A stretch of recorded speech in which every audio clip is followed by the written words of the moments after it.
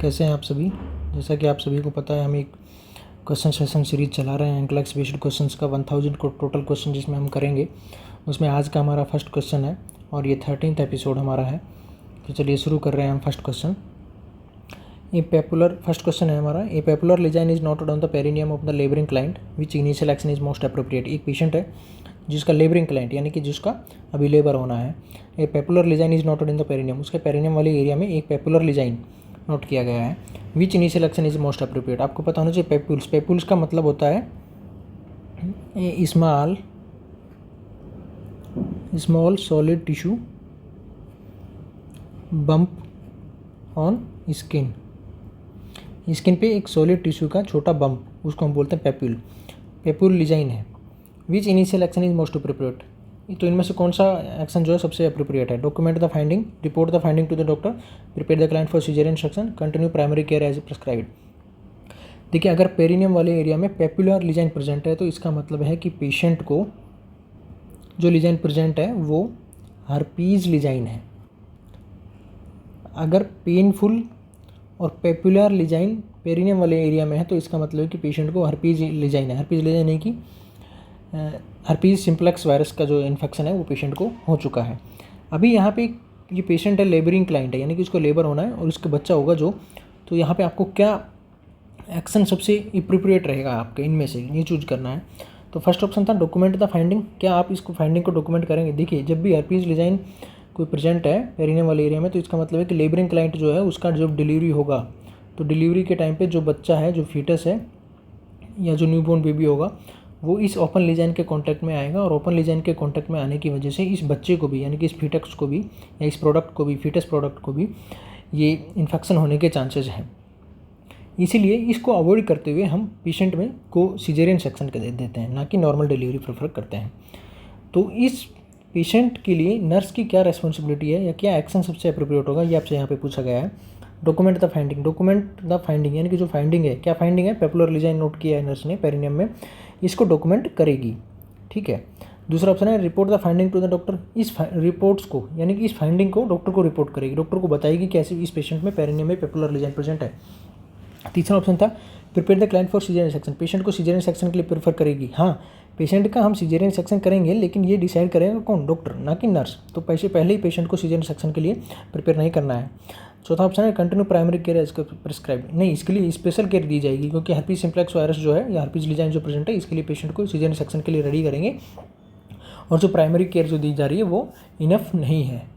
तो यहाँ पे डॉक्यूमेंट द फाइंडिंग भी होगा और report the finding to the doctor, doctor को रिपोर्ट भी करेंगे। लेकिन इसमें क्या है कि मोस्ट अप्रोप्रिएट आंसर आपसे पूछा गया है, तो मोस्ट अप्रोप्रिएट है report the finding to the doctor, doctor को रिपोर्ट इन्फॉर्म करेंगे, यानी कि फाइंडिंग जो हमने पेपुलर लिजाइन नोट किया है इसको डॉक्टर को रिपोर्ट करेंगे।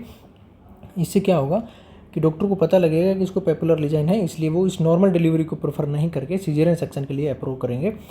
तो सीजरियन सेक्शन भी होगा और रिपोर्ट द फाइंडिंग, ये दोनों ऑप्शन भी इसमें सही हो सकते हैं, लेकिन फर्स्ट सीक्वेंस जो है, फर्स्ट ऑप्शन जो हमारे पास में करेक्ट आएगा वो होगा report the finding to the doctor. हम डॉक्टर को इन्फॉर्म करेंगे, उसके बाद में हम अपनी फाइंडिंग नोट करेंगे और डॉक्टर इसको जब ऑर्डर देगा तब हम इस पेशेंट को सीजरियन सेक्शन के लिए रेडी करेंगे। इसलिए option D, C and A तीनों गलत होंगे और B option is the correct answer, report the finding to the doctor. हम इस फाइंडिंग को, इस पेपुलर लिजाइन के फाइंडिंग को डॉक्टर को इन्फॉर्म करेंगे। पेपुलर लिजाइन एक small solid tissue bump on the skin बोलते हैं इसको। हर्पीज लिजाइन प्रेजेंट होगा अगर पेरिनियम वाले एरिया में पेनफुल भी होगा और पेपुलर लिजाइन है तो इसका मतलब है कि वो हर्पीज लिजाइन है। और इसमें मेन पर्पज़ हमारा ये रहता है कि जो डिलीवरी होने वाला प्रोडक्ट है यानी कि जो फीटस है वो इस लिजाइन के कांटेक्ट में नहीं आए। अगर लिजाइन के कांटेक्ट में आ गया इसका मतलब है कि पेशेंट को या जो बच्चा अभी होने वाला है उसको भी ये इन्फेक्शन हो जाएगा और इसको अवॉइड करने के लिए हम पेशेंट को सीजरियन सेक्शन के लिए प्रेफर करते हैं। इसलिए B option is the correct answer. Next question हमारा है, a client with diagnosis of human papilloma virus is at risk of which of the following. एक पेशेंट है जिसको ह्यूमन पेपिलोमा वायरस HPV का इन्फेक्शन हो चुका है, तो इनमें से कौन से कैंसर होने का या कौन सा रिस्क इनमें से उस पेशेंट को, ह्यूमन पेपिलोमा वायरस वाले को है। देखिए, आपको पता होना चाहिए ह्यूमन पेपिलोमा वायरस जो है वो वेजाइनल और सर्वाइकल कैंसर के लिए रेस्पॉन्सिबल होता है ह्यूमन पेपिलोमा वायरस। लिम्फोमा जो है वो लिम्फ नोड लिम्फ नोड्स का कैंसर होता है। वेजाइनल कैंसर की जो है वो ह्यूमन पेपिलोमा वायरस के द्वारा होता है। HPV रेस्पॉन्सिबल फॉर वेजाइनल और सर्विकल कैंसर। ल्यूकेमिया जो है वो ब्लड फॉर्मिंग सेल जो हैं, ब्लड फॉर्मिंग सेल्स का कैंसर होता है, उसको हम ल्यूकेमिया बोलते हैं। सिस्टमेटिक ल्यूपस जो है ये एक ऑटो इम्यून डिजीज़ है, मल्टी सिस्टम डिसऑर्डर है, ऑटो इम्यून मल्टी सिस्टम और कनेक्टिव टिश्यू का डिसऑर्डर है।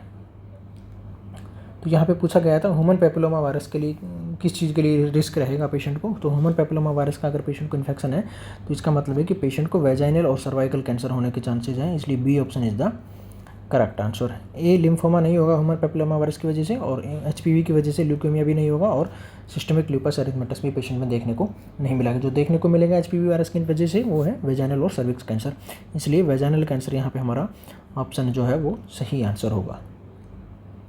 नेक्स्ट क्वेश्चन है,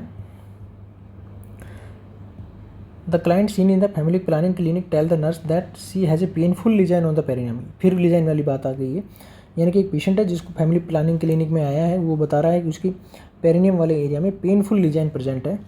the nurse is aware that the most likely source of the lesion, most common cause यहाँ पे पेरिनियम वाले area में इस लीजाइन का क्या हो सकता है, ये आपसे पूछा गया है। सिफिलिस, हर्पीज, कैंडिडियासिस और कॉन्डाइलोमेटा। देखिए सिफिलिस जो है वो एक बैक्टीरियल डिजीज़ है। सिफिलिस जो है वो बैक्टीरियल डिजीज़ है, और बैक्टीरियल डिजीज़ कौन सी बैक्टीरिया के द्वारा हो रही है, ट्रिपेनोमा पैलिडम। तो सिफिलिस जो है वो बैक्टीरियल डिजीज़ है, ट्रिपेनोमा पैलिडम की वजह से होती है। सिफिलिस वाले केसेस में या ट्रिपेनोमा पैलिडम वाले केसेस में हमें लीजाइन, यहाँ पे क्वेश्चन में आपसे दिया गया है पेनफुल लीजाइन प्रेजेंट है पेरिनियम में। तो सिफिलिस वाली जो डिजीज़ है इसमें हमें लीजाइन देखने को नहीं मिलते हैं, इनमें हमें पेनलेस अल्सर देखने को मिलता है, उसको हम बोलते हैं कैंकर, CHANCRE, कैंकर इसको हम बोलते हैं। ये जो कैंकर है ये फर्स्ट साइन है सिफिलिस का, first sign of syphilis is the chancre, CHANCRE, ठीक है। तो सिफिलिस जो है वो एक बैक्टीरियल डिजीज़ है, ट्रिपेनोमा पैलिडम की वजह से होती है, इसमें पेनलेस अल्सर देखने को मिलते हैं। और यहाँ पे क्वेश्चन में बात हो रही है पेनफुल लीजाइन की, तो ये ऑप्शन तो आपका बिल्कुल भी नहीं होगा, क्योंकि सिफिलिस में जो है वो पेनलेस अल्सर होते हैं, ना कि पेनफुल। और जो पेनलेस अल्सर होते हैं उनको हम कैंकर बोलते हैं, और जो कैंकर है ये first sign of the syphilis is the chancre, ठीक है। ये सिफिलिस वाला जो है पेनलेस अल्सर है, इसलिए ये ऑप्शन नहीं होगा। तीसरा ऑप्शन आपको दिया गया है इसमें कैंडिडियासिस, ये भी नहीं होगा, क्योंकि कैंडिडियासिस जो है ये एक यीस्ट इन्फेक्शन है, ये एक यीस्ट इन्फेक्शन है, और इसमें कोई भी तरह का कोई लीजाइन प्रेजेंट नहीं होता है, लीजाइन नॉट प्रेजेंट, जो कोई भी लीजाइन है वो इसमें देखने को नहीं मिलेगा। कैंडिडियासिस में कोई भी लीजाइन देखने को नहीं मिलता है, लेकिन क्वेश्चन में आपसे क्या पूछा गया है, पेनफुल लीजाइन, तो इसलिए ये ऑप्शन भी यहाँ पे नहीं होगा। कैंडिडियासिस में एक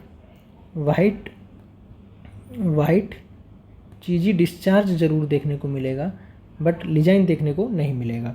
कॉन्डाइलोमेटा, ये भी ऑप्शन यहाँ पे गलत होगा। कॉन्डाइलोमेटा को ही बोलते हैं हम ह्यूमन पेपिलोमा वायरस। कॉन्डाइलोमेटा की वजह से पेशेंट में वार्ट्स देखने को मिलते हैं, WARTS, ना कि लीजाइन, तो ये ऑप्शन भी यहाँ पे गलत होगा।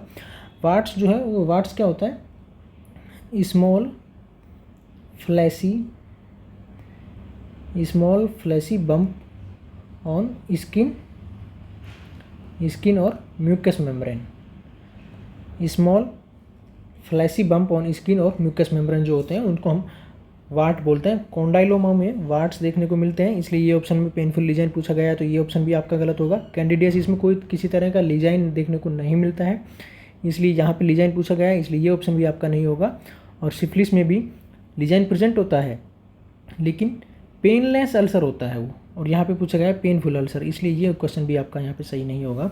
और यहाँ पे ऑप्शन जो है आपका वो होगा बी, हर्पीज जो है, हर्पीज इन्फेक्शन जो है, हर्पीज सिम्प्लेक्स वायरस की वजह से जो होता है, इसमें पेनफुल लीजाइन पेशेंट में देखने को मिलता है। और पेनफुल लीजाइन अगर पेरिनियम वाले एरिया में देखने को मिल रहा है तो इसका मतलब है कि पेशेंट को हर्पीज का इन्फेक्शन है। और हर्पीज वाले पेशेंट में हम पेनफुल लीजाइन अगर प्रेजेंट है तो उसमें हम नॉर्मल डिलीवरी को प्रेफर नहीं करके हम पेशेंट के लिए सिजेरियन सेक्शन के लिए प्रिपेयर करते हैं, इसलिए यहाँ पे B option is the correct answer. Next question आपका है, a client visiting a family planning clinic is suspected of having an STI, sexually transmitted infection. The most diagnostic test for treponema pallidum is, यानी कि एक patient है, family clinic में आया है, उसको सेक्सुअली ट्रांसमिटेड डिजीज़ होने के चांसेस हैं, वो सस्पेक्टेड लग रहा है आपको। Most diagnostic test for treponema pallidum, treponema pallidum किसकी के लिए कौन रेस्पॉन्सिबल है? सिफिलिस के लिए ट्रिपैनोमा पैलिडम रेस्पॉन्सिबल है। सिफिलिस जो डिजीज़ है वो ट्रिपैनोमा पैलिडम के इन्फेक्शन की वजह से होती है। तो इनमें से मोस्ट डायग्नोस्टिक टेस्ट आपसे पूछा गया है कि यानी कि ट्रिपैनोमा पैलिडम या सिफिलिस के लिए आप मोस्ट डायग्नोस्टिक टेस्ट कौन सा यूज करते हैं?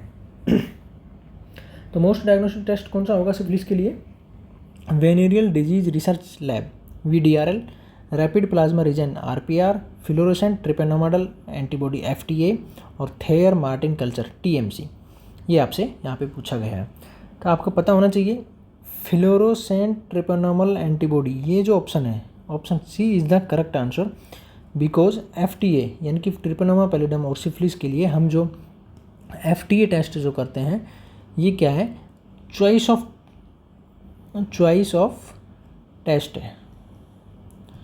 चॉइस ऑफ टेस्ट का मतलब सबसे कॉमनली या मोस्ट प्रेफरेबली या मोस्ट डायग्नोस्टिक टेस्ट जो कंफर्म करेगा कि आपको ट्रिपैनोमा पैलिडम या सिफिलिस का इन्फेक्शन प्रेजेंट है, उसके लिए उसको हम बोलते हैं fluorescent treponemal antibody. Venereal disease research laboratory और रैपिड प्लाज्मा रीजन, ये दोनों भी सिफिलिस के लिए ही किए जाते हैं, लेकिन ये दोनों कंफर्मेटरी टेस्ट नहीं है, ये एक स्क्रीनिंग टेस्ट है, स्क्रीनिंग टेस्ट होते हैं। ये कंक्लूसिव टेस्ट नहीं है, ये स्क्रीनिंग टेस्ट है। ये सिर्फ ये बताते हैं, स्क्रीनिंग टेस्ट का मतलब होता है कि ये सिर्फ ये बता रहे हैं कि patient is exposure to the disease. VDRL और RPR दोनों केसेज जो हैं, दोनों टेस्ट जो हैं, ये स्क्रीनिंग टेस्ट ऑफ सिफिलिस के लिए यूज़ किए जाते हैं। लेकिन क्वेश्चन में आपसे पूछा गया है मोस्ट डायग्नोस्टिक टेस्ट कौन सा है, तो मोस्ट डायग्नोस्टिक टेस्ट की अगर हम बात करें तो मोस्ट डायग्नोस्टिक टेस्ट जो होगा वो फ्लोरोसेंट ट्रिपैनोमल एंटीबॉडी होगा, इसलिए VDRL और RPR दोनों नहीं करते हैं। और थायर मार्टिन कल्चर जो है, थायर मार्टिन कल्चर जो है ये गोनोरिया भी एक सेक्सुअली ट्रांसमिटेड डिजीज़ है, STD या STI हम इनको बोलते हैं, सेक्सुअली ट्रांसमिटेड इन्फेक्शन और सेक्सुअली ट्रांसमिटेड डिजीज़। तो थायर मार्टिन कल्चर जो है वो हम जो टेस्ट जो है ये गोनोरिया के लिए करते हैं, ना कि सिफिलिस के लिए करते हैं, इसलिए ये D ऑप्शन भी आपका यहाँ पे गलत होगा और option C is the correct answer. Fluorescent treponemal antibody is the confirmatory test और choice of the test for the diagnosing of the syphilis. Next question हमारा है which laboratory finding is associated with HELLP syndrome in the obstetric client. एक patient है जिसको help syndrome है, तो इनमें से कौन सी फाइंडिंग उसमें देखने को मिलेगी, ये आपसे पूछा गया है। फर्स्ट ऑप्शन है elevated blood glucose, second option elevated platelet count, third one elevated creatinine clearance, elevated hepatic enzyme. जो हेलप सिंड्रोम है, ये हेलप सिंड्रोम जो है ये ऑब्स्टेट्रिक पेशेंट में जो देखने को मिलता है, किसके कॉम्प्लिकेशन की वजह से देखने को मिलता है? ये देखने को मिलता है, ये एक्लेम्पसिया के केसेस में देखने को मिलता है। हेलप सिंड्रोम एक्लेम्पसिया के केसेस में देखने को मिलता है। एक्लेम्पसिया क्या होता है? एक्लेम्पसिया में protein urea plus hypertension plus oedema plus conversion, protein urea, hypertension, oedema और कन्वर्जन, ये चारों चीज़ें पेशेंट में देखने को मिलेगी।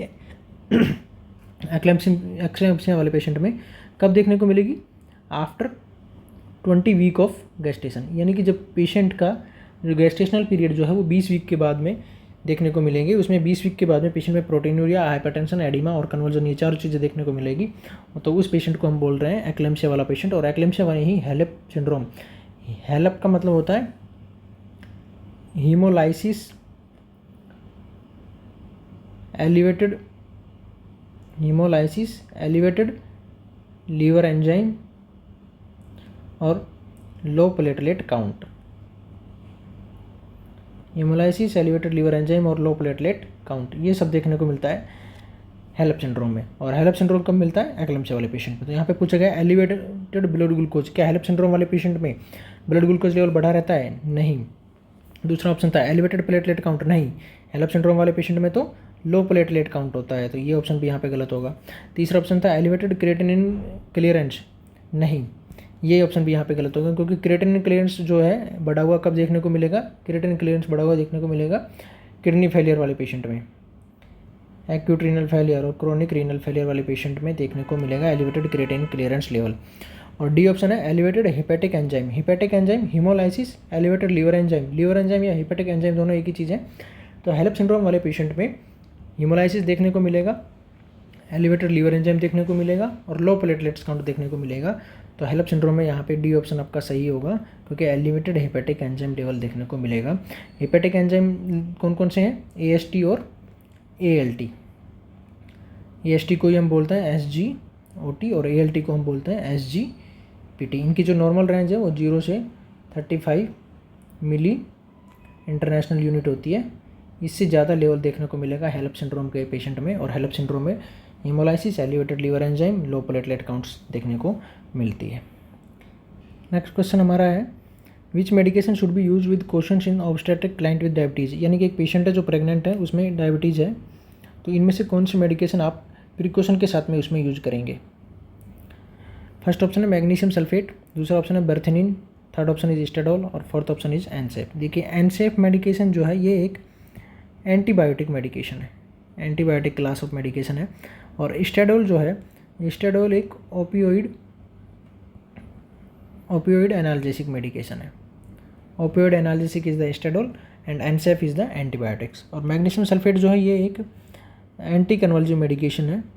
एंटी कन्वर्जन मेडिकेशन जो है वो है मैग्नीशियम सल्फेट। मैग्नीशियम सल्फेट का यूज़ हम किस में करते हैं, एंटी कन्वर्जन। अभी हमने पिछले क्वेश्चन में बात की थी कि कन्वर्जन जो है एक्लेम्सिया वाले पेशेंट में देखने को मिलते हैं, तो एक्लेम्सिया वाले पेशेंट के लिए हम एंटी कन्वर्जन मेडिकेशन के रूप में मैग्नीशियम सल्फेट का यूज़ करते हैं।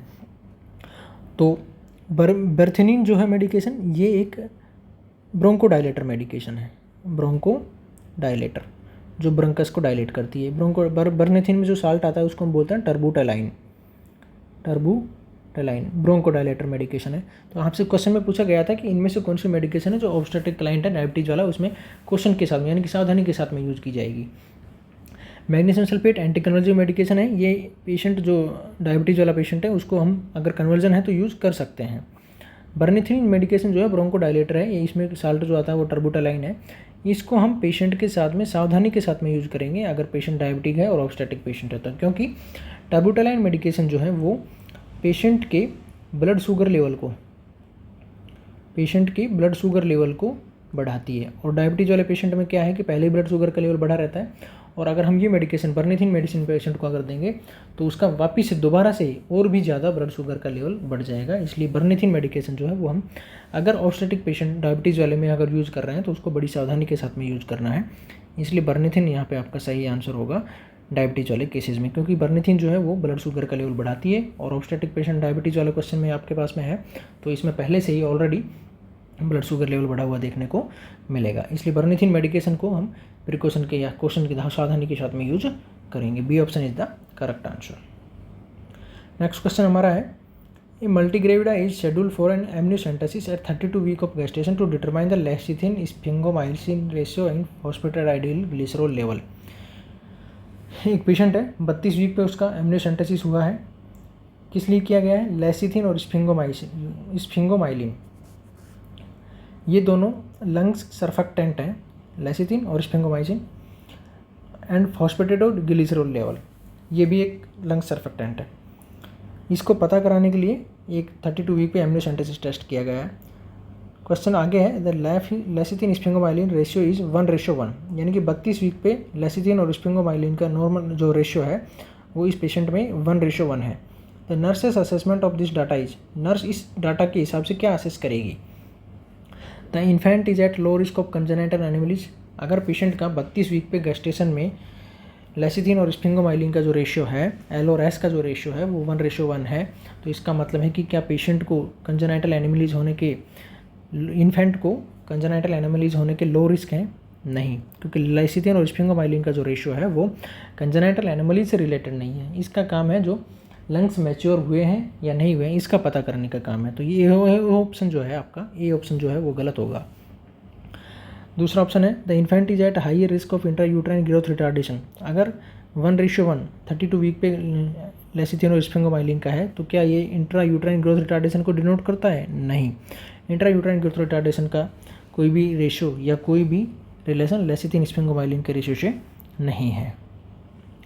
तीसरा ऑप्शन है the infant is at higher risk of respiratory distress syndrome. क्या पेशेंट को RDS रेस्पिरेटरी डिस्ट्रेस सिंड्रोम होने के चांसेस हैं, हाई रिस्क हैं? हाँ। चौथा ऑप्शन था the infant is at high risk for birth trauma. क्या बर्थ ट्रॉमा होने के चांसेस ज़्यादा हैं अगर लेसिथिन स्फिंगोमाइलिन का रेशो 32 वीक ऑफ गेस्टेशन पे 1:1 बना हुआ है? तो नहीं। यहाँ पे पेशेंट को high risk of respiratory distress देखने को मिल सकता है अगर 32 वीक पे लेसिथिन और स्फिंगोमाइलिन का रेशो 1:1 है। तो क्यों? नॉर्मल रेशियो की अगर हम बात करें तो लेसिथिन और स्फिंगोमाइलिन का जो नॉर्मल रेशियो है वो, यानी कि नॉर्मल रेशियो की बात हो रही है यहाँ पे जब इन्फेंट में 28 वीक पे जो लेसिथिन और स्फिंगोमाइलिन का जो रेशियो रहता है वो 1:1 रहता है, और 32 से 34 वीक के ड्यूरेशन में लेसिथिन और स्फिंगोमाइलिन का रेशियो 2:1 रहता है। इसीलिए जब 32 वीक पे भी अगर लेसिथिन का और स्फिंगोमाइलिन का रेशियो 1:1 है, यानी कि पेशेंट के मैच्योर्स लंग्स अभी है नहीं, पेशेंट को हो गया यहाँ पे हमारा इन्फेंट जो है उसके मैच्योर्स लंग्स नहीं है, और मैच्योर लंग नहीं है तो इसका मतलब है कि पेशेंट में यानी कि इन्फेंट में रेस्पिरेटरी डिस्ट्रेस सिंड्रोम देखने को मिल सकता है। इसलिए सी ऑप्शन जो है वो आपका सही होगा। लेसिथिन और स्फिंगोमाइलिन जो दोनों चीज़ें हैं ये दोनों लंग्स सर्फेक्टेंट है। एल्वेलाई जो हमारी होती है उस एल्वेलाई में दो तरह की सेल्स प्रेजेंट होती है, टाइप फर्स्ट और टाइप सेकंड सेल्स जो है उनसे लेसिथिन और स्फिंगोमाइलिन दोनों का प्रोडक्शन होता है, और टाइप फर्स्ट वाली जो सेल है वो गैसियस एक्सचेंज के लिए रेस्पॉन्सिबल होती है। तो लेसिथिन और स्फिंगोमाइलिन का रेशियो अगर 32 से 34 वीक यानी कि 32 वीक पे भी अगर 1:1 बना हुआ है, यानी कि उसमें अभी लेसिथिन का अमाउंट जो है वो कम है, इसीलिए उसके लंग्स जो है वो इमेच्योर होंगे तो पेशेंट को यानी इन्फेंट को रेस्पिरेटरी डिस्ट्रेस सिंड्रोम देखने को मिल सकता है। इसलिए सी ऑप्शन जो है हमारा वो सही आंसर होगा। ऐसे केसेस में क्या किया जाता है कि जो इन्फेंट है, जो बच्चा है, उसको हम एक्जोसर्फ जो है ये देते हैं ET ट्यूब, एंडोट्रेकियल इंटूबेशन या ट्रेकिया के अंदर हम बच्चे की ट्रेकिया में एक्जोसर्फ का जो है ये मेडिसिन देते हैं, या इसके अलावा हम डेक्सामेथासोन का इंजेक्शन भी देते हैं। इसीलिए अगर 34 वीक से पहले डिलीवरी करना कंपलसरी हो जाता है तो इस केसेस में डेक्सामेथासोन का इंजेक्शन मदर को दिया जाता है 12 से 24 hours before the procedure of delivery और सिजेरियन सेक्शन। देखिए नॉर्मल सा है कि लेसिथिन और स्फिंगोमाइलिन का रेशो एक नॉर्मल इन्फेंट में 2:1 होना चाहिए, लेकिन यहाँ पे बात की गई 32 वीक पे भी रेशियो अगर 1:1 बना हुआ है तो इसका मतलब है कि लंग्स इमेच्योर हैं, और लंग्स इमेच्योर है इसका मतलब हो गया कि पेशेंट को या इन्फेंट को रेस्पिरेटरी डिस्ट्रेस सिंड्रोम होने के चांसेस हैं, और अगर रेस्पिरेटरी डिस्ट्रेस सिंड्रोम हो गया तो उसको रेस्पिरेटरी अरेस्ट हो सकता है। और अगर मान लीजिए 32 वीक या 32 वीक से और 34 वीक से पहले ही अगर बच्चे की डिलीवरी करानी पॉसिबल हो जाती है किसी भी रीजन से, तो ऐसे केसेस में हम बच्चे को एक्जोसर्फ जो ये मेडिसिन है ये एंडोट्रेकिया यानी कि ट्रेकिया के अंदर इंजेक्ट कराते हैं या इन ट्रेकिया में देते हैं, और डेक्सामेथासोन का इंजेक्शन जो है वो 12 से 24 आवर्स ऑफ डिलीवरी और सीजरियन सेक्शन हम मदर को देते हैं, ताकि बच्चे के जो लंग्स है वो मैच्योर हो सके और उसको रेस्पिरेटरी डिस्ट्रेस सिंड्रोम होने के चांसेस कम या मिनिमाइज किए जा सके। इसलिए इसी ऑप्शन यहाँ पे सही होगा कि 32 वीक पे अगर लेसिथिन स्फिंगोमाइलिन का रेशो जो है 1:1 है तो इसका मतलब है कि पेशेंट जो है या इन्फेंट जो है high risk of respiratory syndrome develop करने के चांसेस हैं। नेक्स्ट क्वेश्चन हमारा है which observation in the newborn of a mother who is alcohol dependent would require immediate nursing intervention. यानी कि एक पेशेंट है, एक मदर है न्यूबॉर्न की, उसमें एक न्यूबॉर्न है अल्कोहल डिपेंडेंट मदर का, तो इनमें से कौन सी ऑब्जर्वेशन अगर नर्स ने मॉनिटर की है, कोई भी इनमें से, तो इमीडिएट नर्सिंग इंटरवेंशन क्या होगा, यानी कि नर्सिंग इंटरवेंशन क्या होगा अगर कोई एक अल्कोहल डिपेंडेंट वाला पेशेंट है और उसका बच्चे को इनमें से कोई भी एक एक्टिविटी उसमें देखने को मिली है। तो फर्स्ट ऑप्शन था क्राइंग। देखिए क्राइंग जो है वो एक नॉर्मल रेस्पॉन्स है न्यूबॉर्न बेबी का, तो इसलिए ये ऑप्शन तो बिल्कुल भी नहीं हो सकता है, क्योंकि इनमें से कोई भी इमीडिएट एक्शन रिक्वायर्ड है, इसका मतलब है कि कुछ ना कुछ तो बहुत ही गलत हो रहा है, इसलिए हमें इमीडिएट नर्सिंग इंटरवेंशन करने की ज़रूरत है। तो क्राइंग जो है वो एक नॉर्मल रिएक्शन है बच्चे की या न्यूबॉर्न की, इसलिए ए ऑप्शन जो है वो भी गलत होगा। याउनिंग भी एक नॉर्मल रेस्पॉन्स है न्यूबॉर्न बेबी का, इसलिए याउनिंग भी गलत होगा। और वेकफुलनेस ये ऑप्शन भी एक नॉर्मल है, ये गलत होगा इसलिए क्योंकि जो ये तीनों ही ऑप्शन है, जो क्राइंग है, वेकफुलनेस है और याउनिंग, ये न्यूबॉर्न बेबी के नॉर्मल रेस्पॉन्सेज हैं। इनके लिए कोई इमीडिएट नर्सिंग इंटरवेंशन रिक्वायरमेंट नहीं होती है। यहाँ पे बात हो रही है अल्कोहल डिपेंडेंट मदर है, तो अभी अल्कोहल डिपेंडेंट मदर में क्या देखने को मिल सकता है, उसकी बेबी में क्या देखने को मिलेगा। अल्कोहल डिपेंडेंट मदर की बेबी में, न्यूबॉर्न बेबी में हमें जिटरनेस देखने को मिलेगा। तो जिटरनेस देखने को मिलेगा, इसलिए ये सी ऑप्शन सही है। और जिटरनेस अगर पेशेंट में हो रहा है तो हमें उसको इमीडिएट नर्सिंग इंटरवेंशन देने की ज़रूरत है। जिटरनेस क्या होता है? जिटरनेस होता है involuntary movement, involuntary movement, involuntary movement specially in newborn. Newborn में जो इनवॉलंटरी मूवमेंट देखने को मिलते हैं उनको हम जिटरनेस बोलते हैं। और ये जिटरनेस किस में होता है? जो मदर अल्कोहल डिपेंडेंट होती है उनके बेबी में जिटरनेस देखने को मिलता है। और अगर जिटरनेस हो रहा है तो यहाँ पे पेशेंट को इमीडिएट नर्सिंग इंटरवेंशन की ज़रूरत है, क्योंकि यहाँ पे जिटरनेस के साथ साथ में हमें हाइपर मोटिलिटी, हाइपरटोनिसिटी, ये सब देखने को मिल सकती है। यानी कि सेंट्रल नर्वस सिस्टम जो है वो ज़्यादा एक्टिव देखने को मिलेगा। इसलिए यहाँ पे जिटरनेस वाला पेशेंट अगर कोई है, जिटरनेस अगर न्यूबॉर्न बेबी में देखने को मिल रहा है तो इसका मतलब है कि हमें इमीडिएट नर्सिंग इंटरवेंशन करने की ज़रूरत है। और जिटरनेस अल्कोहल डिपेंडेंट मदर के न्यूबॉर्न बेबी में देखने को मिलता है। C option is the correct answer. Next question हमारा है, the nurse is caring for a client receiving magnesium sulphate must closely observe for the side effect associated with drug therapy. Expected side effect of magnesium sulphate is, देखिए एक patient है magnesium sulphate जिसको चल रहा है, तो उसके क्या साइड इफ़ेक्ट है मैग्नीशियम सल्फेट के, वो आपसे यहाँ पे पूछा गया है। तो एक्सपेक्टेड साइड इफ़ेक्ट क्या होगा इनमें से देखने को मिलेगा। देखिए मैग्नीशियम सल्फेट जो मेडिकेशन है ये एक एंटी कन्वल्सिव मेडिकेशन है, एंटी कन्वल्सिव मेडिकेशन है। एंटी कन्वल्सिव मेडिकेशन ये जो है हम एंटी कन्वल्सिव मेडिकेशन हम जो पेशेंट एक्लेम्सिया वाले हैं, ऑब्स्टेट्रिक पेशेंट जो एक्लेम्सिया वाले हैं उनको हम ये मेडिकेशन देते हैं। तो इसमें पूछा गया है कि इसका एक्सपेक्टेड साइड इफेक्ट क्या है। तो इसका anti convulsive medication magnesium sulphate का एक्सपेक्टेड साइड इफेक्ट आपको पता होना चाहिए, ये आपसे पूछा गया है। तो यहाँ पे अगर हम बात करें डिक्रीज यूरिनरी आउटपुट, हाँ इस मेडिसिन की वजह से पेशेंट का यूरिन आउटपुट कम हो जाता है। यूरिन आउटपुट कितना हो जाएगा? लेस देन 30 ml पर हावर। हाइपर सोमनोलेंस, हाँ पेशेंट में ज़्यादा नींद आएगी, यानी कि स्लीपी पेशेंट आपको यहाँ पे देखने को मिलेगा। तीसरा ऑप्शन है absence of knee jerk reflex, हाँ नी जर्क रिफ्लेक्स भी हमें देखने को मिलेगा। और डिक्रीज रेस्पिरेटरी रेट, पेशेंट का रेस्पिरेटरी रेट भी डिक्रीज होगा। तो ये भी चारों ही ऑप्शन हमें सही लग रहे हैं। यहाँ पे क्या होगा कि एक्सपेक्टेड साइड इफेक्ट आपसे पूछा गया है, और डिक्रीज यूरिन आउटपुट जो है ये ऑप्शन यहाँ पे सही नहीं होगा। क्यों नहीं होगा? क्योंकि ये डिक्रीज यूरिन आउटपुट जो है ये इसका टॉक्सिसिटी का साइन है, मेडिसिन टॉक्सिसिटी का साइन है। Absence of knee jerk reflex यानी कि मैग्नीशियम सल्फेट का टॉक्सिसिटी पेशेंट को हो गया है। Decrease respiratory rate, decrease respiratory rate भी पेशेंट में, मैग्नीशियम सल्फेट लेने वाले पेशेंट में टॉक्सिसिटी का साइन है। यानी कि जब भी मैग्नीशियम सल्फेट का टॉक्सिसिटी होगा पेशेंट को, यानी कि इसका लेवल बहुत ही ज़्यादा बढ़ जाएगा, तब ये तीनों साइन देखने को मिलेंगे, decrease urine output, absence of knee jerk reflex और डिक्रीज रेस्पिरेटरी रेट। लेकिन ये तीनों ही साइन जो है ऑप्शन ए, ऑप्शन सी और डी, ये तीनों ही मैग्नीशियम सल्फेट के टॉक्सिसिटी के साइन है। लेकिन आपसे पूछा गया है expected side effect, magnesium sulphate जब पेशेंट को चल रहा है तो आपको क्या लग रहा है कि ये एक्सपेक्टेड साइड इफेक्ट इसका क्या है? तो एक्सपेक्टेड साइड इफेक्ट जो है वो एक नॉर्मल इफेक्ट है, वो हमें हाइपर सोमनोलेंस देखने को मिलेगा। और इसीलिए हमें ऑप्शन बी के साथ में जाना होगा। Option B is the correct answer, क्योंकि ये एक एक्सपेक्टेड है। हाँ पेशेंट को आप अगर मैग्नीशियम सल्फेट दे रहे हैं तो उसमें ये देखने को मिलेगा, क्या देखने को मिलेगा? हाइपर सोमनोलेंस पेशेंट को देखने को मिलेगा। पेशेंट आपको यहाँ पे स्लीपी पेशेंट देखने को मिलेगा, स्लीपी पेशेंट और लिथार्जिक पेशेंट देखने को मिलेगा। क्यों मिलेगा? क्योंकि ये मैग्नीशियम सल्फेट का एक एक्सपेक्टेड साइड इफेक्ट है। लेकिन जो तीनों ऑप्शन बाकी हमें पास में बचे हुए हैं, डिक्रीज यूरिन आउटपुट और absence of knee jerk reflex और डिक्रीज रेस्पिरेटरी रेट, ये तीनों ही मैग्नीशियम सल्फेट की टॉक्सिसिटी के साइन है। एक्सपेक्टेड साइड इफेक्ट ये तीनों नहीं है, ये तीनों ही टॉक्सिसिटी के साइन है। यहाँ पे अगर हम बात करें तो मैग्नीशियम सल्फेट का जो नॉर्मल लेवल रहना चाहिए वो 4 to 7 milliequivalent per litre होता है। और जो टॉक्सिसिटी वाले जो साइन है ये पेशेंट में अगर इससे ज़्यादा लेवल हो गया है, 12 मिली इक्विवेलेंट पर लीटर से भी ज़्यादा अगर लेवल हो गया है, तो ये सब तीनों ही साइन जो कौन कौन से थे, decrease urine output, absence of knee jerk reflex और डिक्रीज रेस्पिरेटरी रेट, ये तीनों ही देखने को मिलेगी जब 12 मिली इक्विवेलेंट पर लीटर से ज़्यादा मैग्नीशियम सल्फेट का लेवल अगर हो जाएगा तब। तो मैग्नीशियम सल्फेट के यहीं पे बात कर लेते हैं हम। मैग्नीशियम सल्फेट के एंटीडोट के रूप में हम कैल्शियम ग्लूकोनेट का यूज करते हैं। मैग्नीशियम सल्फेट के रूप में एंटीडोट के रूप में हम कैल्शियम ग्लूकोनेट का यूज़ करते हैं।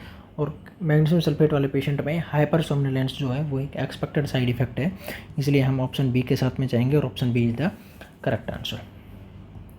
नेक्स्ट क्वेश्चन हमारा है, a 57-year male client elected to have epidural anaesthesia as the anaesthetic during a hernia repair. यानी कि 57 साल का पेशेंट है, एपिड्यूरल एनेस्थीसिया उसको लगा है, उसका हर्निया का रिपेयर होना है। If the client experience hypotension the nurse would, अगर पेशेंट हाइपोटेंशन में चला जाता है तो नर्स क्या करेगी? फर्स्ट ऑप्शन यहाँ पे था place him in the Trendelenburg position, हम पेशेंट को ट्रेंडलबर्ग पोजीशन में देंगे। Obtain an order for Benadryl, Benadryl क्या होता है? बेनाड्रिल एक एंटी हिस्टामिन मेडिकेशन है, एंटी हिस्टामिन मेडिकेशन है, ये एलर्जी वगैरह के केसेस में दी जाती है, हिस्टामिन रिलीज को कम करती है। तीसरा ऑप्शन है एडमिनिस्टर ऑक्सीजन पर नेजल कैनुला, हम पेशेंट को नेजल कैनुला के थ्रू ऑक्सीजन देंगे। और चौथा ऑप्शन है speed the IV infusion of normal saline, या हम पेशेंट को आईवी इन्फ्यूजन शुरू कर देंगे नॉर्मल सलाइन का, उसको बढ़ा देंगे, या ज़्यादा आईवी फ्लूइड पेशेंट को हम देंगे। देखिए हम हाइपोटेंशन वाले पेशेंट के लिए जनरली क्या करते हैं, जनरली हम हाइपोटेंशन वाले पेशेंट के लिए हम ट्रेंडलबर्ग पोजीशन दे देते हैं, ठीक है। तो ये ऑप्शन आपका हो सकता है। दूसरा ऑप्शन है obtain an order for Benadryl. देखिए बेनाड्रिल एक एंटी हिस्टामिन मेडिकेशन है, और अगर पेशेंट को एपिड्यूरल वाले पेशेंट को हाइपोटेंशन हो रहा है तो आपको ये मेडिसिन देने की जरूरत नहीं है, इसलिए ये ऑप्शन आपका एक्सक्लूड हो जाएगा। और तीसरा ऑप्शन था एडमिनिस्टर ऑक्सीजन पर नेजुल कैनुला, नेजुल कैनुला के थ्रू भी ऑक्सीजन देने की जरूरत नहीं है, क्योंकि यहाँ पे ऑक्सीजन की कमी नहीं है पेशेंट को हाइपोटेंशन हो रहा है, बीपी उसका कम हो रहा है। तो ये दो ऑप्शन आपके गलत हो जाएंगे। तीसरा ऑप्शन की अगर हम बात करें तो place him in the Trendelenburg position, हम पेशेंट हाइपोटेंशन वाले पेशेंट को जनरली ट्रेंडलबर्ग पोजीशन देते हैं, लेकिन इस पेशेंट को हम नहीं देंगे, क्योंकि इस पेशेंट में एपिड्यूरल एनेस्थीसिया लगा हुआ है। एपिड्यूरल एनेस्थीसिया जो है, एपिड्यूरल स्पेस में जो मेडिकेशन पेशेंट को सर्जरी के लिए दी गई है, हर्निया रिपेयर करने के लिए जो एनेस्थेटिक मेडिकेशन यूज़ की गई है वो एपिड्यूरल स्पेस में गई है। और अगर हम इस पेशेंट को ट्रेंडलबर्ग पोजीशन दे देंगे तो जो एनेस्थेटिक मेडिकेशन एपिड्यूरल एनेस्थीसिया के थ्रू यानी कि एपिड्यूरल वाले एरिया में दी गई है, वो मेडिसिन ट्रेंडलबर्ग पोजीशन पेशेंट को देने की वजह से वो एनेस्थेटिक मेडिकेशन पेशेंट के ब्रेन के लेवल में ज़्यादा पहुंच जाएगी, ब्रेन वाली साइड में ज़्यादा चली जाएगी। इस वजह से पेशेंट को और भी ज़्यादा नुकसान इसके देखने को मिल सकते हैं, यानी कि पेशेंट का जो रेस्पिरेटरी सेंटर है वो डिप्रेस हो सकता है, उसके जो डायफ्राम है उसके एबिलिटी जो है मूव करने की कैपेसिटी जो है अप और डाउन करने की, या चेस्ट वेंटिलेट होने की जो कैपेसिटी है ये भी सब कम हो जाएगी। इस तरह से पेशेंट में रेस्पिरेटरी प्रॉब्लम भी डेवलप हो सकती है हाइपोटेंशन के साथ साथ में। इसलिए हम इस पेशेंट को ट्रेंडलबर्ग पोजीशन नहीं देंगे। क्यों नहीं देंगे? क्योंकि अगर एपिड्यूरल एनेस्थीसिया के टाइम पे हमने जो मेडिसिन पेशेंट को दी है ट्रेंडलबर्ग पोजीशन देने की वजह से ये पेशेंट के ब्रेन में या इस एनेस्थेटिक मेडिकेशन का ज़्यादा लेवल ब्रेन में चला जाएगा, और ज़्यादा लेवल ब्रेन में जाने की वजह से पेशेंट का रेस्पिरेटरी डिप्रेशन हो सकता है, पेशेंट का जो चेस्ट है उसके वेंटिलेशन में भी प्रॉब्लम हो सकती है, पेशेंट का जो डायफ्राम है उसके अप और डाउन मूवमेंट में भी कमी हो सकती है। इसलिए रेस्पिरेटरी डिप्रेशन पेशेंट में देखने को या रेस्पिरेटरी प्रॉब्लम देखने को मिल सकती है। इसलिए हम हाइपोटेंशन अगर एनेस्थेटिक मेडिकेशन किसी पेशेंट को एपिड्यूरल एनेस्थीसिया दे रखा है, उसमें हाइपोटेंशन हो रहा है, तो हम उसको पेशेंट को जो फ्लूइड नॉर्मल सलाइन जो है उसका डोज बढ़ा देंगे, या उसका अमाउंट या फ्लो रेट जो है वो बढ़ा देंगे। इस तरह से हम उसके फ्लूइड के लेवल को बढ़ाएंगे, और फ्लूइड के लेवल को बढ़ाएंगे तो पेशेंट का बीपी जो है हाइपोटेंशन से नॉर्मल की तरफ मूव करेगा। इसलिए D option is the correct answer. Next question हमारा है, a client has cancer of the pancreas, the nurse should be most concern with for which nursing diagnosis. एक पेशेंट है पैंक्रियाज कैंसर का, तो इनमें से कौन सा नर्सिंग डायग्नोसिस इस पेशेंट के लिए मोस्ट कंसर्न का मतलब है सबसे ज़्यादा इंपॉर्टेंस रखने वाला होगा? क्या किस चीज़ के लिए नर्स कंसर्न करेगी, ज़्यादा ध्यान देने की यहाँ पे ज़रूरत रहेगी पैंक्रियाज कैंसर वाले पेशेंट के लिए? फर्स्ट ऑप्शन है अल्ट्रेशन इन न्यूट्रिशन। इस पेशेंट के पैंक्रियाज कैंसर वाले पेशेंट के केसेस में क्या न्यूट्रिशन का लेवल अल्टर्ड हो जाता है, ये यहाँ पे पूछा गया है आपसे। दूसरा ऑप्शन है alteration in bowel elimination, bowel elimination हो जाएगा जो है उसमें अल्ट्रेशन आ जाएगा, या अल्ट्रेशन स्किन इंटीग्रिटी अगर उसकी चेंज हो रही है तो उसमें भी अल्ट्रेशन होगा, या इनफेक्टिव इंडिविजुअल कोपिंग, जो खुद की कोपिंग मैकेनिज्म जो है ईगो ओवरकम जो है वो उसको इनफेक्टिव देखने को मिलेगा इंडिविजुअल पेशेंट में।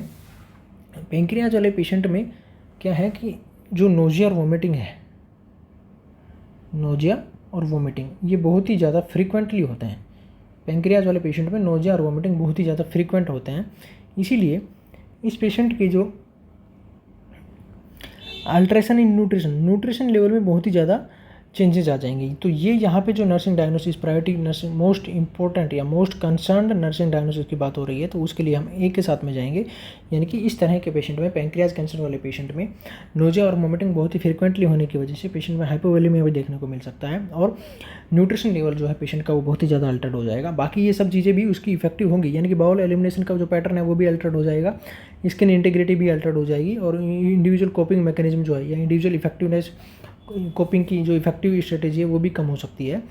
ये तीनों बाकी ऑप्शन भी हो सकते हैं, लेकिन most concern diagnosis nursing diagnosis यहाँ पे पूछा गया है, तो मोस्ट कंसर्न नर्सिंग डायग्नोसिस क्या होगा कि alteration in the nutrition level या न्यूट्रिशन पैटर्न, क्योंकि इस पेशेंट में नोजिया और वोमिटिंग बहुत ही ज़्यादा फ्रीक्वेंटली देखने को मिलेगा, और इसलिए पेशेंट का न्यूट्रिशन लेवल जो है वो अल्टर्ड हो जाएगा, वो चेंज हो जाएगा। तो पैंक्रियाज वाले कैंसर ऑफ द पैंक्रियाज वाले पेशेंट में नर्सिंग डायग्नोसिस जो मोस्ट इंपॉर्टेंट या मोस्ट कंसर्न डायग्नोसिस वो होगा, वो अल्टरनेशन इन न्यूट्रिशन लेवल देखने को मिलेगा। नेक्स्ट क्वेश्चन हमारा है, the nurse is caring for a client with ascites which is the best method to use for determining early ascites. Ascites जो है वो फ्लूइड एक्यूमुलेशन हो जाता है पेरिटोनियल कैविटी में। Ascites is the fluid accumulation in the peritoneal cavity. और अगर किसी पेशेंट में एसाइटिस हो रहा है तो उसको जल्दी से जल्दी पता करने के क्या तरीके हैं या कौन सा मेथड जो हम यूज़ करते हैं, ये आपसे क्वेश्चन में पूछा गया है। फर्स्ट ऑप्शन है inspection of the abdomen for enlargement. आप पेशेंट के एब्डोमेन एरिया को देखेंगे या इंस्पेक्ट करेंगे कि वो बढ़ रहा है या नहीं बढ़ रहा है। दूसरा ऑप्शन है बायमैनुअल पाल्पेशन फॉर हिपेटोमेगेली। हम पेशेंट के बायमैनुअल यानी कि अपने हैंड से पेशेंट के एब्डोमेन को या हिपेटोमेगेली हिपैटिक वाले रीजन को पाल्पेट करेंगे, लीवर को पाल्पेट करेंगे और फील करेंगे क्या पेशेंट को हिपेटोमेगेली, क्या पेशेंट के लीवर का साइज़ बढ़ रहा है। इससे हम एसाइटिस का पता लगा सकते हैं। तीसरा ऑप्शन है daily measurement of abdominal girth. हम पेशेंट के एब्डोमिनल गर्थ को डेली मेजर करेंगे एक फिक्स टाइम पे, क्या हम इससे एसाइटिस का पता लगा सकते हैं जल्दी पेशेंट में। या चौथा ऑप्शन है assessment for a fluid wave, या पेशेंट के फ्लूइड वेव से पता लगा सकते हैं। तो यहाँ पे अगर हम बायमैनुअल पाल्पेशन की बात करते हैं, यानी कि पाल्पेट कर रहे हैं हम हिपेटोमेगेली के लिए, यानी कि हिपैटिक लेवल को लिए, हिपैटिक रीजन के लिए, और हिपैटिक रीजन में यानी कि लीवर को हम पाल्पेट करके देखना चाह रहे हैं, तो लीवर को पाल्पेट करके देखना चाह रहे हैं, इससे हम एसाइटिस का पता नहीं लगा सकते। ये ऑप्शन यहाँ पे गलत होगा। Daily measurement of abdominal girth और assessment for a fluid wave. Daily measurement हम इसी तरह के पेशेंट का करेंगे, एक फिक्स्ड टाइम पे करेंगे, एक पेपर टेप या एक टेप से हम मेजरमेंट करेंगे डेली ही पेशेंट के एब्डोमिनल गर्थ का एक फिक्स टाइम पे करेंगे, और अगर डेली वो बढ़ता जा रहा है इसका मतलब है कि पेशेंट में एसाइटिस डेवलप हो रहा है। और इंस्पेक्शन से भी हम पेशेंट के एसाइटिस का नहीं पता लगा सकते। बाद में तो आपको दिखेगा कि हाँ पेशेंट में एसाइटिस है, लेकिन आप जब अर्ली मेथड यहाँ पे पूछा गया है अर्ली एसाइटिस में, तो अर्ली एसाइटिस में आपको लगेगा नहीं कि पेशेंट का एब्डोमेन इतना बढ़ रहा है, लेकिन जब आप बाद में जब पेशेंट को एसाइटिस डेवलप हो चुका होगा तब आप इंस्पेक्शन करके एब्डोमेन का बता सकते हैं क्या एसाइटिस है। लेकिन अर्ली लेवल में आप इंस्पेक्शन ऑफ एब्डोमेन अगर कर रहे हैं तो आप पता नहीं लगा सकते, इसलिए ए ऑप्शन भी यहाँ पे गलत होगा। और असेसमेंट ऑफ फ्लूइड वेव से भी हम पेशेंट में या फ्लूइड टेपिंग की वजह से भी, या फ्लूइड अगर टेप करके देख रहे हैं तो उससे भी हम एसाइटिस के लेवल का पता नहीं लगा सकते हैं। एसाइटिस का अगर हमें अर्ली लेवल में या अर्ली पैटर्न में ही डिसाइड करना है तो हमें जो मेथड यूज़ करना पड़ेगा वो कौन सा मेथड होगा, हम पेशेंट के एब्डोमिनल गर्थ को मेजर करेंगे, डेली करेंगे, एक टेप की हेल्प से करेंगे और रोज़ाना एक फिक्स टाइम पे करेंगे और उसको नोट करते रहेंगे। जब भी हमें एब्डोमिनल गर्थ बढ़ते हुए देखने को मिलेगी तो इसका मतलब है कि पेशेंट में एसाइटिस लेवल जो है, एसाइटिस जो है वो डेवलप हो रहा है, यानी कि पेरिटोनियल एरिया में फ्लूइड का एक्युमुलेशन हो रहा है। इसलिए C option is the correct answer. Next question हमारा है, The client arrived in the emergency department after a motor vehicle accident. Nursing assessment finding include BP 80/34, pulse rate 120, respiration 20, and which is the most appropriate nursing diagnosis. एक patient है, accident हो गया है, nurse ने जो assessment किया है उसमें पेशेंट का BP 80/34 आया है, पल्स जो है वो 120 है, रेस्पिरेशन 20 है। तो आपसे पूछा गया है कि मोस्ट अप्रोप्रिएट नर्सिंग डायग्नोसिस इनमें से कौन सा होगा। फर्स्ट ऑप्शन है अल्ट्रेशन इन सेरेब्रल टिश्यू परफ्यूजन, या ये बीपी कम होने की वजह से पेशेंट का टिश्यू परफ्यूजन लेवल जो है सेरेब्रम वाले एरिया में ब्लड और ऑक्सीजन की सप्लाई कॉम्प्रोमाइज़ हो गई है, ये अल्टर्ड हो गया है। दूसरा ऑप्शन है फ्लूइड वॉल्यूम डेफिसिट, या इस पेशेंट में फ्लूइड का वॉल्यूम है वो कम हो गया है। तीसरा ऑप्शन है इनइफेक्टिव एयरवे क्लियरेंस, या पेशेंट का एयरवे में कुछ प्रॉब्लम हो गई है। चौथा है अल्ट्रेशन इन सेंसरी परसेप्शन, या पेशेंट के सेंसेशन लेवल में या सेंसरी परसेप्शन सेंसरी इमेजेस में या सेंसेशन ले जाने वाली कैपेसिटी जो पेशेंट की है वो, या परसीव करने की जो कैपेसिटी है वो चेंज हो चुकी है।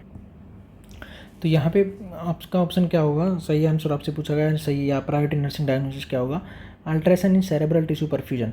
यहाँ पे सेरेब्रल टिश्यू परफ्यूजन पेशेंट में देखने को मिल सकता है, लेकिन क्या देखने को मिलेगा यहाँ पे ये देखने को नहीं मिलेगा, क्योंकि पेशेंट का बीपी अभी इतना कम नहीं हुआ है और पल्स रेट भी एक टैकीकार्डिया वाली कंडीशन में है। लेकिन सेरेब्रल टिश्यू परफ्यूजन जो है वो अगर पेशेंट लंबे टाइम तक इस तरह की कंडीशन में है तो देखने को मिलेगा। फ्लूइड वॉल्यूम पेशेंट में डेफिसिट है, इसका मतलब है कि पेशेंट में यहाँ पे बीपी जो है 80/34 है, बीपी हाइपोटेंसिव है, पल्स जो है वो जब भी बीपी कम हो रहा है, बीपी जब भी कम हो रहा है और हार्ट रेट या पल्स रेट जब भी बढ़ रही है तो इसका मतलब है कि पेशेंट में हाइपोटेंशन हो रहा है। हाइपोटेंशन हो रहा है वो क्या हो रहा है, मतलब फ्लूइड वॉल्यूम का जो लेवल है, वो जो फ्लूइड वॉल्यूम है वो कम हो रहा है, और फ्लूइड वॉल्यूम जब कम हो रहा है तो उस तरह के पेशेंट में हार्ट रेट बढ़ेगी और बीपी जो है वो कम होगा। इसलिए इस पेशेंट में नर्सिंग डायग्नोसिस की प्रायोरिटी की बात करें तो फ्लूइड वॉल्यूम डेफिसिट देखने को मिलेगा।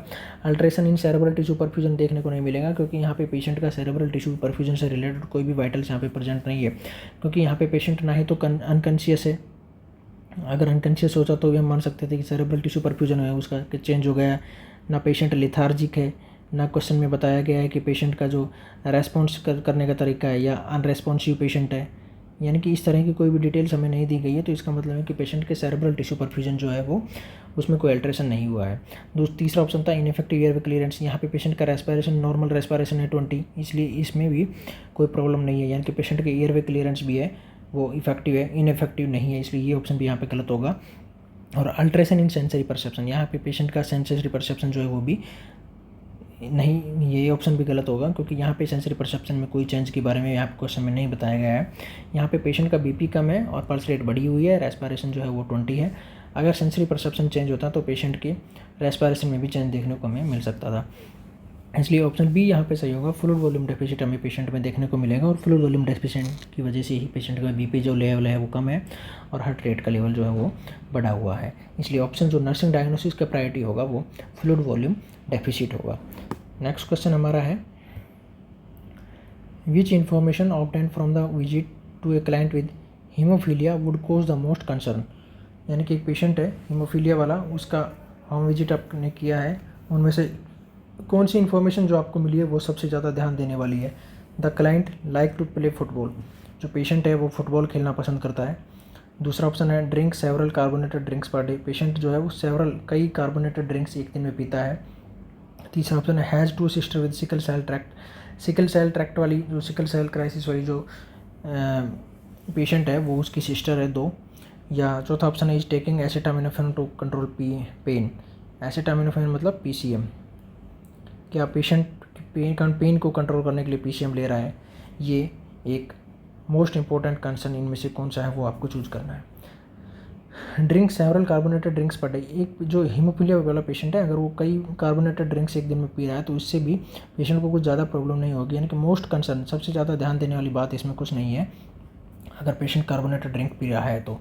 और उसको अगर 2 सिस्टर हैं और उनमें सिकल सेल ट्रैक्ट अगर डिजीज़ है या सिकल सेल का क्राइसिस है तो ये भी हीमोफीलिया वाले पेशेंट के लिए मोस्ट कंसर्न या मोस्ट इंपॉर्टेंट कंसर्न नहीं है। और अगर पेशेंट पेन कंट्रोल करने के लिए PCM जैसी मेडिसिन ले रहा है तो इससे भी पेशेंट को कोई प्रॉब्लम नहीं होगी हीमोफीलिया वाले पेशेंट को, या ये भी कोई मोस्ट कंसर्न इंपॉर्टेंट पॉइंट नहीं है। हीमोफीलिया वाले पेशेंट के लिए कंसर्न पॉइंट क्या होगा, लाइक्स टू प्ले फुटबॉल, ये ऑप्शन यहाँ पे आपका सही होगा, क्योंकि client with haemophilia is likely experiencing bleeding episode, यानी कि हीमोफीलिया वाले पेशेंट में ब्लीडिंग एपिसोड देखने को मिल सकता है। और अगर पेशेंट फुटबॉल से खेल रहा है इसका मतलब है कि बाहर आउटडोर प्ले कर रहा है, और आउटडोर प्ले कर रहा है तो पेशेंट को इंजरी होने के चांसेज हैं, और इंजरी होने के चांसेज है इसका मतलब है कि ब्लीडिंग होने के चांसेज हैं। और अगर हीमोफीलिया वाले पेशेंट में ब्लीडिंग हो रही है तो उनमें ब्लड क्लॉटिंग नहीं होती है, तो इसलिए कंटिन्यूसली ब्लड का लॉस होता रहेगा। तो इसीलिए ये मोस्ट इंपॉर्टेंट या मोस्ट कंसर्न पॉइंट हमारा ऑप्शन ए होगा, क्योंकि इस तरह के पेशेंट को हमें आउटडोर प्ले जो पेशेंट को इंजरी कर सकते हैं या पेशेंट में ब्लीडिंग के चांसेस को बढ़ाते हैं या इंजरी के चांसेस को बढ़ाते हैं, उनको हमें अवॉइड करना चाहिए। इसलिए ए ऑप्शन हमारा सही होगा, हम ऐसे तरह के हीमोफीलिया वाले पेशेंट को फुटबॉल खेलने के लिए अलाउ नहीं कर सकते हैं। ये हमारा मोस्ट इंपॉर्टेंट कंसर्न यहाँ पे होगा। A option is the correct answer. Next question हमारा है, the nurse on oncology is caring for a client with WBC count of 800, a platelet count of 1.5 lakh and a red blood cell count of 2.5 lakh. During evening visitation, a visitor is noted to be coughing and sneezing. What action should the nurse take? एक patient है oncology unit में आपके साथ में admit है, आपके पास में admit है, और उसका WBC का काउंट जो है वो 800 है, प्लेटलेट का काउंट जो है वो 1.5 लाख है, RBC का काउंट जो है वो 2.5 लाख है। तो एक इवनिंग में पेशेंट का विजिटर उससे मिलने के लिए आया है, और वो पेशेंट का जो विजिटर है वो कफिंग और स्नीजिंग, छींक रहा है और खांस रहा है। तो what action should the nurse take, इनमें से कौन सा एक्शन नर्स लेगी, ये आपसे पूछा गया है। देखिए, पेशेंट को WBC का लेवल कम है, न्यूट्रोपीनिया पेशेंट में देखने को हमें मिल रहा है। तो यहाँ पे क्या होगा, ask the visitor to wash his hand, जो पेशेंट विजिटर मिलने आया है, कफिंग और स्नीजिंग जो पेशेंट के पास में आकर के कर रहा है, हम उस पेशेंट के विजिटर को बोलेंगे कि वॉश हिज हैंड, क्या वो अपने हैंड वॉश करे, ये बोलेंगे। दूसरा ऑप्शन है document the visitors condition in the chart, या हम उसका चार्टिंग में नोट करेंगे कि हाँ पेशेंट से ये विजिटर मिलने आया है। तीसरा ऑप्शन है ask the visitor to leave and not return until the client WBC count is 1000, या हम पेशेंट के रिलेटिव को बोलेंगे कि अभी आप जाइए और जब तक नहीं आइएगा जब तक WBC पेशेंट का लेवल जो 800 है वो 1000 नहीं हो जाए। या चौथा ऑप्शन है provide the visitor with A mask and gown, या हम पेशेंट के विजिटर को मास्क और गाउन प्रोवाइड कराएंगे। देखिए, यहाँ पे पेशेंट अगर कफिंग और स्नीजिंग कर रहा है और उसका हम हैंड वॉश करने के लिए बोलेंगे तो इसका कोई इंपॉर्टेंट नहीं है, क्योंकि अगर पेशेंट ने कफिंग और स्नीजिंग किया है तो जो एयर एल्वोलाई या जो न्यूक्लियाई है या जो ड्रॉपलेट्स है वो पेशेंट ने कफिंग और स्नीजिंग के थ्रू अपने नाक और अपने माउथ से बाहर निकाले, यानी कि एयर में अभी वो पार्टिकल्स, कफिंग और स्नीजिंग वाले जो पार्टिकल्स हैं वो एयर में प्रेजेंट हैं। इससे क्या होगा, इससे पेशेंट को इन्फेक्शन होने के चांसेस या और भी ज़्यादा इन्फेक्शन, मल्टी सिस्टम इन्फेक्शन होने के चांसेस हैं। और पेशेंट पहले ही उसका जो लैब वैल्यूज़ है RBC, WBC और प्लेटलेट्स की वो कम है, यानी कि पेशेंट पहले ही न्यूट्रोपेनिक है, पेशेंट में पहले ही इन्फेक्शन लगा हुआ है, ऑन्कोलॉजी में पेशेंट है, उसको दूसरा इन्फेक्शन और होने के चांसेस हैं, उसका इम्यूनिटी लेवल जो है वो कम है। तो वहाँ पे जो स्नीजिंग और कफिंग की वजह से जो एयर एल्वोलाई या जो ड्रॉपलेट वहाँ पे प्रेजेंट है वो पेशेंट को अगर मिल जाएंगे तो इसका मतलब है कि पेशेंट को दूसरा इन्फेक्शन हो जाएगा। और अगर हम इस पेशेंट को हैंड वॉश करने के लिए सिर्फ विजिटर को बोल रहे हैं तो इससे कुछ भी नहीं होगा, इसलिए ये ऑप्शन गलत होगा। दूसरा ऑप्शन है document the visitors condition in the chart, क्या चार्ट में नोट करने से पेशेंट को स्नीजिंग और कफिंग से कोई रिलेशन है, नहीं, इसलिए ये ऑप्शन भी यहाँ पे गलत होगा। तीसरा ऑप्शन है ask the visitor to leave and not return until the client WBC count is 1000, हम पेशेंट को रिलेटिव को बोल देंगे कि अभी आप जाइए और जब तक पेशेंट का WBC लेवल 1000 तक नहीं हो जाता तब तक नहीं आइएगा, ये भी गलत है, क्योंकि नॉर्मल लेवल है वो एटलीस्ट 4000 तो होना ही चाहिए, 4000 से 11 पर mm³ जो लेवल है तब तक का होना चाहिए। तो 1000 भी अगर हो रहा है तो इसका मतलब है कि ये कम है, तो ये ऑप्शन भी यहाँ पे गलत होगा। Provide the visitor with A mask and gown, हम इस पेशेंट को विजिटर को मास्क और गाउन प्रोवाइड कराएंगे। देखिए, मास्क प्रोवाइड कराने की वजह से पेशेंट ने जो कफिंग और स्नीजिंग जो करेगा, अगर कर भी रहा है तो जो ड्रॉपलेट है या जो एयर पार्टिकल्स हैं जो छींकने की वजह से जो ड्रॉपलेट जो जनरेट होकर के एनवायरनमेंट में आ रहे हैं या पेशेंट के पास में आ रहे हैं वो अगर पेशेंट मास्क पहन लेगा तो वो नहीं आएंगे, इसलिए पेशेंट को इन्फेक्शन होने के चांसेस कम रहेंगे। और गाउन अगर दे दिया है तो गाउन का मतलब है कि अगर पेशेंट की बॉडी पे यानी विजिटर्स की बॉडी पे जो भी कुछ प्रेजेंट भी होगा वो उसके भी कॉन्टैक्ट में पेशेंट नहीं आ पाएगा। और पेशेंट अगर इसके कॉन्टैक्ट में जो मास्क की वजह से एरोजोल्स जो है या न्यूक्लियाई है या जो ड्रॉपलेट्स हैं उनके कांटेक्ट में पेशेंट नहीं आएगा, और उनके कांटेक्ट में अगर पेशेंट नहीं आएगा तो इसका मतलब है कि पेशेंट को दूसरा इन्फेक्शन मिलने के चांसेस नहीं है। इसीलिए जब इस तरह के पेशेंट में जिनका इम्यूनिटी लेवल कम है वो पेशेंट अगर विजिटर्स उसके पेशेंट से मिलने आ रहे हैं तो हमें उसको मास्क और गाउन देने की ज़रूरत है, ताकि वो कफिंग और स्नीजिंग की वजह से पेशेंट उनके दूसरा इन्फेक्शन गेट नहीं कर सके। इसलिए यहाँ पे डी ऑप्शन जो है वो आपका करेक्ट आंसर होगा, D option D is the correct answer. तो आज का जो हमारा सेशन है उसको आज हम यहीं ख़त्म करते हैं, मिलेंगे अगली क्लास में। आप हमारे साथ में इसी तरह से बने रहिए, लाइक और सब्सक्राइब इस यूट्यूब चैनल को आप कर सकते हैं। Thank you.